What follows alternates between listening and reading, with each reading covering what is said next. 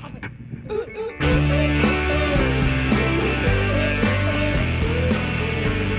guys, it's Michael Levine, and today I'm going to answer more of your questions and email.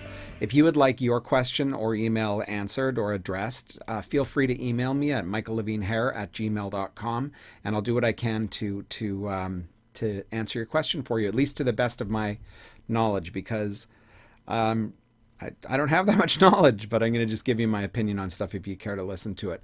So this one comes on the heels of a blog post that I wrote called "Dear Hairdresser, I'm not taking half your money. Love your employer." It's a blog post that I wrote for Milady Pro, and I also put it out on my blog as well. And I thought it was a decent bit of writing, and I do all the math basically for one of my salons, and I show you basically exactly how much money we make off of a hairdresser based on some of these numbers and rent and cost of doing business and all that. So if you're curious about that, it's been shared a bunch of times over the internet. You can check it out on miladypro.com as well as my blog michaellevinehair.com. So I have a question. We take 10% back bar fee. It's extremely expensive to keep back bar full.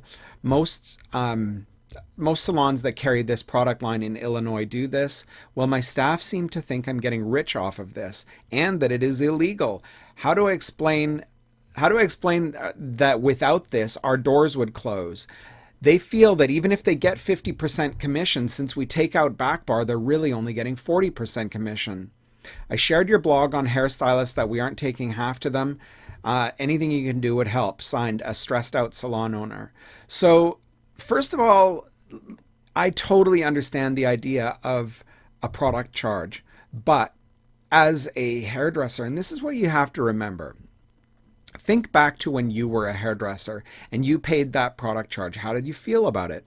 Did you feel that it was fair? Because so often what we do as salon owners, I'm guilty of this myself, is we end up doing the things that pissed us off when we were employees at salons, doing the same stuff that made us leave that salon to go open our own business, and we end up repeating the same mistakes or the same processes. And we always become our parents, and so we repeat and do what we know, but that doesn't make it right. So here I'm going to explain my situation. I worked for a guy in Vancouver for about 3 years.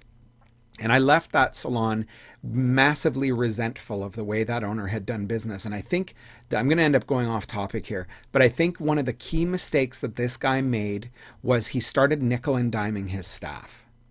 Now, he never took the time to explain the finances of a hair salon other than saying, "You think I'm taking half your money," and ha ha ha. And like, I really, really wish that he would have explained the finances a little bit further to us, because most people in that company would go there, get busy, take the clientele, or try to take the clientele and go down the street and try to get a better deal. About a year and a half or a year and a half into my employment is he implemented a unit charge, which that you would see as your back bar charge. And it didn't come out, it wasn't a shampoo thing, but it was for every head of foils, I think it would cost us $10. And so if you charged $100 for a foil, your commission would come off 90 of those dollars. And that, first of all, you never mess with people's money in a hair salon. So if people joined the salon and this policy was in place, fine. I mean, it's still shitty, but fine. At least you've walked in and your situation hasn't gotten worse. You've agreed to the situation when you walked into the employment. But in our situation, it caused massive resentment, and it wasn't really, no one ever took the time to really break things down for us. And for me, it left a sour taste in my mouth, and I went off and I opened my own salon, and I almost did the same thing eventually, because financially things got tough and I was paying a straight 50% commission, and I was like, oh my God, I can't afford to pay 50% commission. This is crazy. How can I recover some of that money? I know, I'll charge a unit cost or unit fee. And my wife ended up saying, "Are you nuts? Do you not remember like 3 or 4 short years ago, that was like 25% of the reason we left that salon company was because of that?" And yes, we understand now what this guy was going through financially and why he did it, but that doesn't mean we have to be stupid enough to do it. So what we ended up doing we ended up lowering commissions for new staff. You never mess with the money of your current staff. You cannot do that. But what you can do is create a new deal for everybody else who joins your team. Being that you're paying a 10% product charge on top of their services, they are not getting 40%. They're actually getting 45% if they're a 50% commission. And the quick math is this. If you are charging, let's just say $100, you do a color for $100, and you, the owner, are subtracting $10 off that 100 before you pay the commission. So that's, now it's $90, and they're getting 50% of $90 is $45. Instead of, if it was 40%, it would be $40, not $45. And that's a substantial difference in their pocket. So definitely you feel free to explain that to them, that they're not actually getting 40%, they're getting 45%. If you are comfortable basically paying the equivalent of 45%, what you need to do as a salon owner is lower your commissions. Here's what I would do. Everybody, you're all making 50% commission. I need you to be at 40. I need the seniors to be at 45, and I need my junior stylists to be at 40% so that we can be profitable. I would lay out all of your books for them and show them exactly how much money you're making. And I'm really, really sorry, but we're going to try to do this so that you don't take any kind of a financial hit whatsoever. That $100 color that you're doing, we're now going to charge $110 for it. And then you're getting 45% from 110. We're going to raise the prices in the salon as a whole. I need everybody to pull up their socks and tighten their belt and dig in deep and deliver the most amazing service so that when the clients get their bill at the end of this thing and their $100 color is now 110, they don't even notice about it. We've made the pricing, that price increase, we've made it irrelevant. The salon needs more money to come in because I can't barely stay open. And this is the reality of the situation. I need you to gather around me, team, and help me, and we can make this place even stronger. We're going to elevate standards. You won't miss a beat, and I believe you'll probably even get more in tips. That's the reality. This is what I need you guys to do.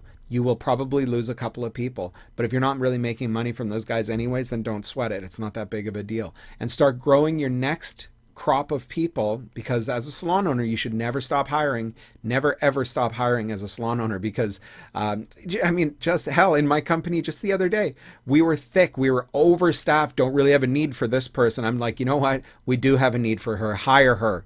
And we're short staffed. As of yesterday I took out an ad on Craigslist.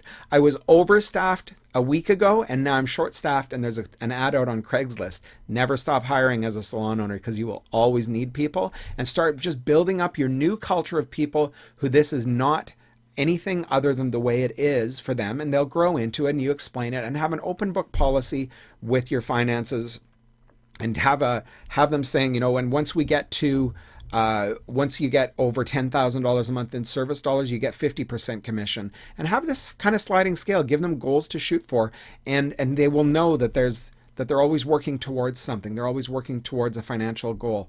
There was something else you touched on here, that the staff said that it is illegal. I don't know necessarily what the rules are in the States, but I have heard in several places that it is illegal, that it is your cost of doing business and they are your employees, and you cannot charge an employee for your cost of doing business. So the easy way to do this is to just simply lower your commissions, raise their prices, and start preparing for this. Tell them in 3 months we need to do this. So do stuff for them, make some sacrifices, get in some education, figure out ways that you and your team can kind of circle the wagons and get strong together and say, guys, we're going to do this. And not only are we going to make the same amount of money at the end of the month, we're going to actually even make more money.